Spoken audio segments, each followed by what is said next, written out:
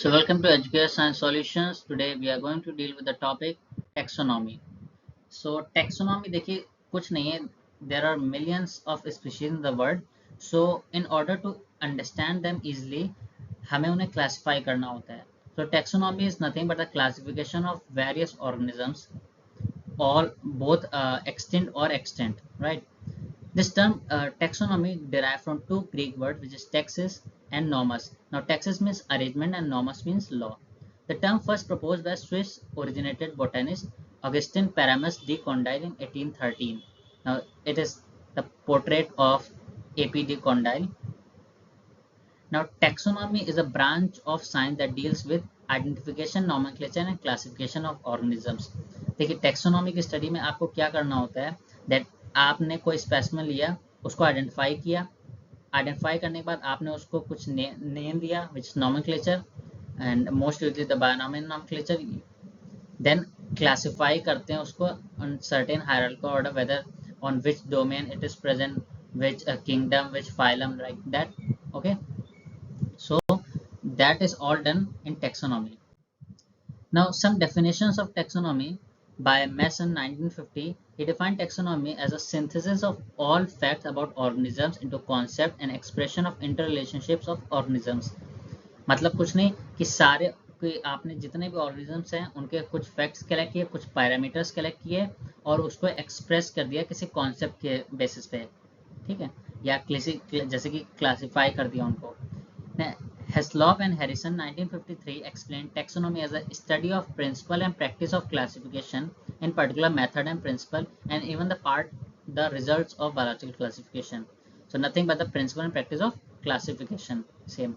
Now Simpson 1961 defined taxonomy as theoretical study of classification. Same.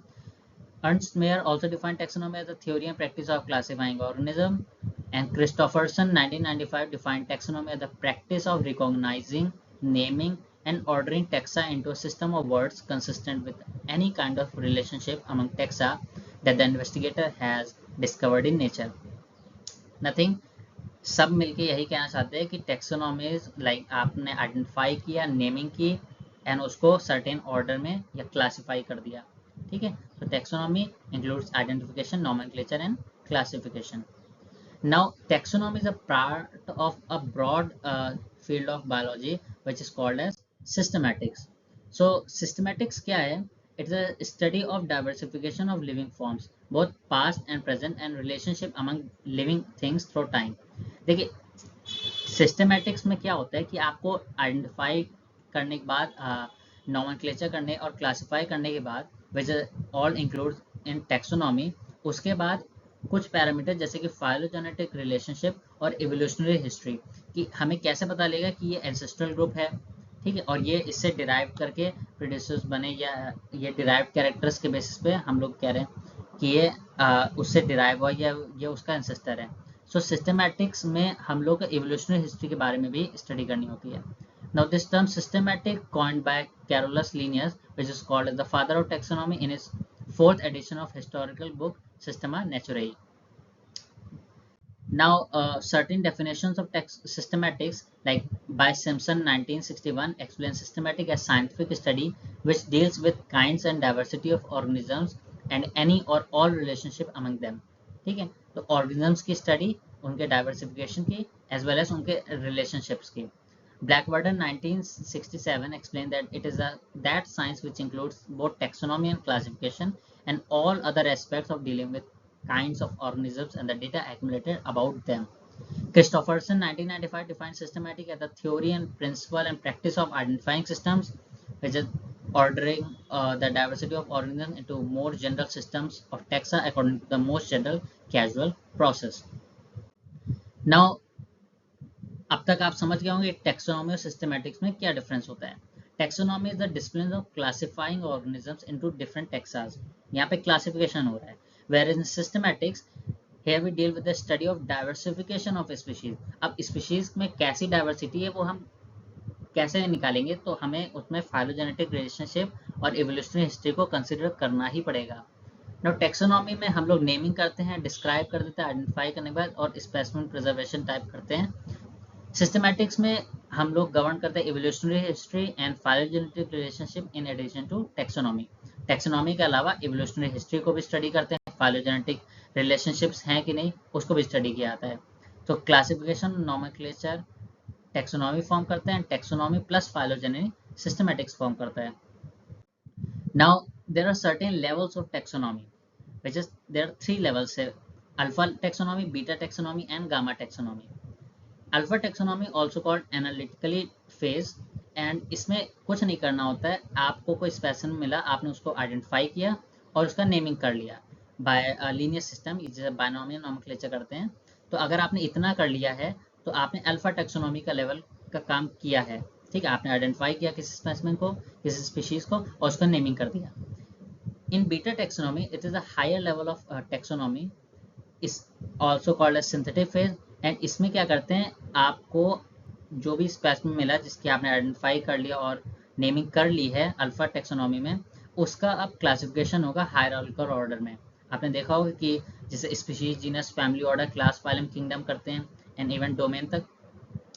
तो वो काम जो होता है वो यहाँ पे होता है बीटा टेक्सोनॉमी में। तो अगर आपने स्पीशीज को आइडेंटिफाई कर लिया कि अच्छा इसका है ये, अच्छा आर्थ्रोपोडा है, आर्थ्रोपोडा में भी क्रस्टेशिया, तो इस तरह से आपने हायरार्किकल कैटेगरी में उसको अरेंज कर दिया, तो वहां तक के काम को बीटा टेक्सोनॉमी के इंक्लूड अंडर आता है।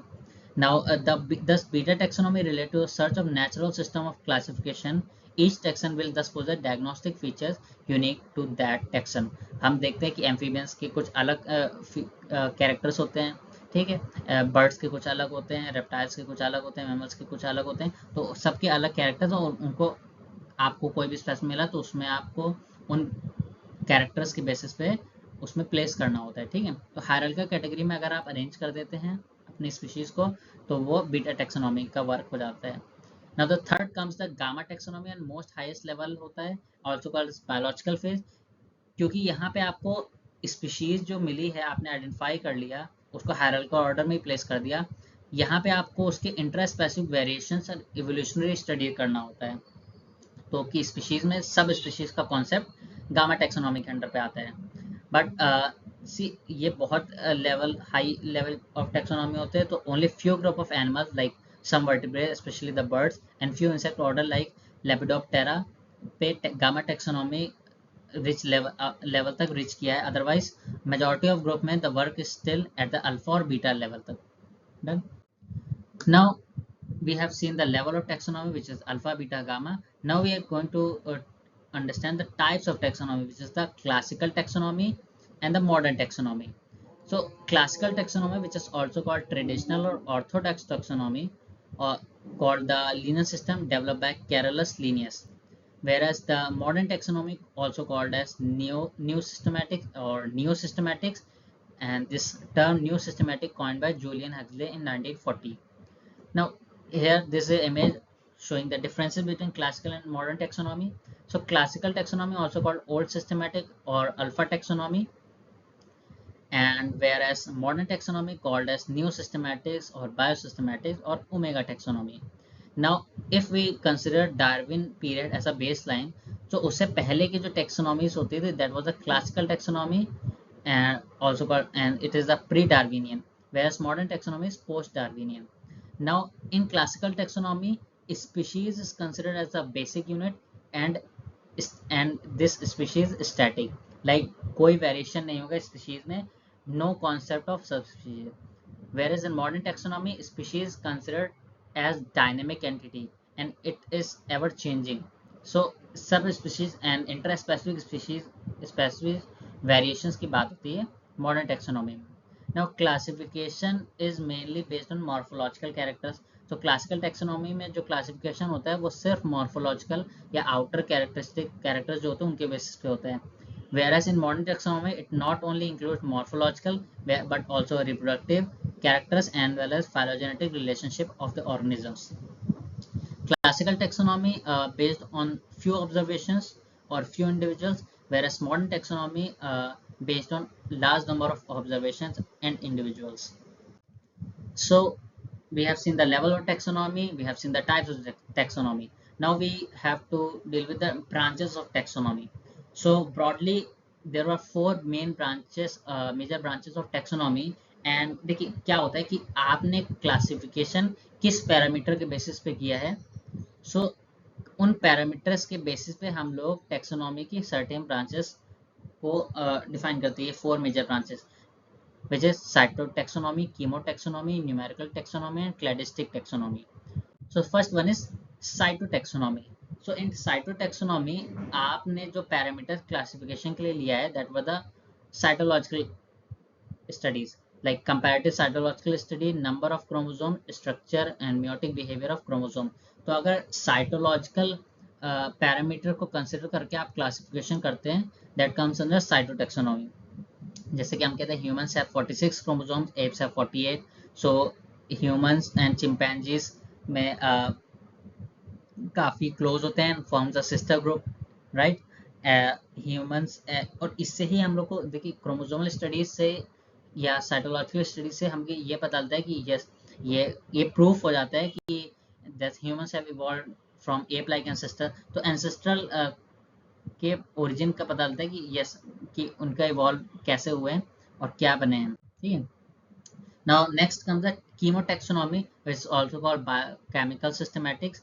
So अगर certain chemicals like amino acid, protein, DNA sequences, alkaloids, crystal, beta cyanins, so इन chemicals को consider किया जाता है तो और क्लासिफाई किया था ऑर्गेनिजम्स को, that form the chemotaxonomy. Next is numerical taxonomy, also called Adansonian taxonomy, based on the name of the scientist Edenson. So ये numerical taxonomy is a higher level of taxonomy and say we can say a computer level of taxonomy because it is based on codes on computer, right? That if अगर आपको parameter present होगा we will give it plus, if absent we will give minus and if data is not available we will give 0. So उस basis पे then जो result आता है that was numerical degree of relationship show करता है and यहाँ पे equal weightage to all the categories under study होता है, ठीक है। नाउ क्लैडिस्टिक टेक्सोनॉमी या फिर ग्रीक वर्ड में क्लैडोस का मतलब स्प्राउट होता है।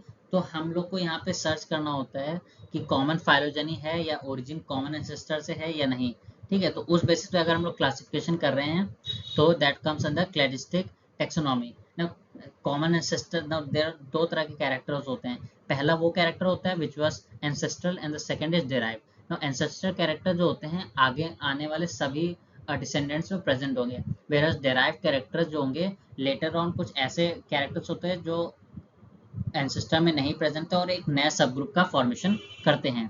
तो इस तरह की क्लासिफिकेशन अगर करेंगे तो क्लैडिस्टिक टेक्सोनॉमी होता है। जैसे कि एक एग्जांपल है, this is the diagram which is also called cladogram. यहाँ पे हम लोग फाइलोजेनेटिक ट्री निकालते हैं, बनाते हैं, दिस इज फाइलोजेनेटिक ट्री, और यहाँ पे एंसेस्टर कैरेक्टर्स के बेसिस पे करते हैं तो इट इज कॉल्ड क्लैडोग्राम। जैसे कि हम लोग देख रहे हैं तो एक कॉमन एंसेस्ट्रल फीचर होगा कि सभी कॉर्डेट हैं, तो कॉर्डेट के फीचर सब में प्रेजेंट होंगे। बट अब लेटर ऑन जो होंगे कि फिशेज में सर्टेन डिराइव कैरेक्टर जो सिर्फ फिशेज में प्रेजेंट होंगे तो एक अलग सुपर क्लास बन गई। ऐसे ही एम्फीबियंस में कुछ अलग होंगे तो ये क्लास एम्फीबिया अलग होगी, क्लास रेप्टिलिया अलग, एप्स अलग, मैमल्स अलग। ना मैमल्स में डिफरेंट ऑर्डर होते हैं, आर्टियोडक्टाइला, पेरिसोडक्टाइला, कार्निवोरा, इंसेक्टिवोर्स, तो ये डिफरेंट डिफरेंट में होते हैं। तो इस बेसिस पे हम लोग क्लासिफिकेशन करते हैं। So depending upon the type of system of classification, organisms को हम लोग ने देखा है कि 2 किंगडम, 3 किंगडम, 4, 5 किंगडम और इवन नाउ 6 किंगडम क्लासिफिकेशन आ रहे हैं। तो उस तरह के लिए हम लोग क्लैडिस्टिक टेक्सोनॉमी का यूज करते हैं। Now what is the significance of taxonomy? So we know that there are millions of species और उनकी स्टडी करना बहुत डिफिकल्ट है, तो we have to classify them for better understanding. Now it helps us to get an idea of the traits present in plants and animals, also gives an idea of local flora and fauna, thus helping us to distinguish the endemic species कि ये species सिर्फ इसी जगह है और कहीं नहीं है, ठीक है। एग्रीकल्चर या रोल इन अप्लाइड बायोलॉजी में, जैसे एग्रीकल्चर और फॉरेस्ट्री में इंपॉर्टेंस होता है। अब कैसे होता है कि मान लीजिए you have planted a crop in your field and certain type of pest have came here, so if you don't know about the name of the pest or its genus, so उसका treatment आप नहीं कर पाएंगे, ठीक है। तो उसके लिए आपको पता होना चाहिए, आगे भी अगर दोबारा हुआ तो आप फिर से वही स्टार्टिंग से प्रोसीजर करेंगे। तो अगर आपको पहले से नॉलेज होगा कि इस जीनस का ये इंसेक्ट है या ये पेस्ट है तो हम लोग उसको ईजिली डील कर सकते हैं, ठीक है। एंड फ्यूचर स्टडीज़ में भी काम आएगा। So same goes for biological control, public health, quarantine. अब पब्लिक हेल्थ में अगर कोरोना वायरस में सार्स को वायरस के बारे में पता हो तो वैक्सीन बनाना it's next to impossible. So हम लोग ने वायरस की स्टडी करी हुई है। सिर्फ टेक्सोनॉमी में अगर हम लोग को पता ही ना होता कि वायरस जैसी कोई चीज़ होती है, ठीक है, या बैक्टीरियाज होते हैं, तो आगे की स्टडी तो और मेडिसिन फॉर्मेशन वॉज इम्पॉसिबल। तो ये सब बहुत इंपॉर्टेंट होता है। Taxonomy is really important, and not only in life sciences, in medical field also, mineral prospecting, environmental problems को डील करने के लिए कॉमर्स में भी इवन टेक्सोनॉमी यूज होती है। तो बहुत इंपॉर्टेंट फील्ड है बायोलॉजी की। सो यहाँ पे हमारा टेक्सोनॉमी वाला पोर्शन खत्म होता है, एंड नेक्स्ट लेक्चर में हम लोग क्लासिफिकेशन करने जा रहे हैं, and most probably the zoological classification, which is our topic. So thanks for watching, and don't forget to subscribe the channel. Thank you.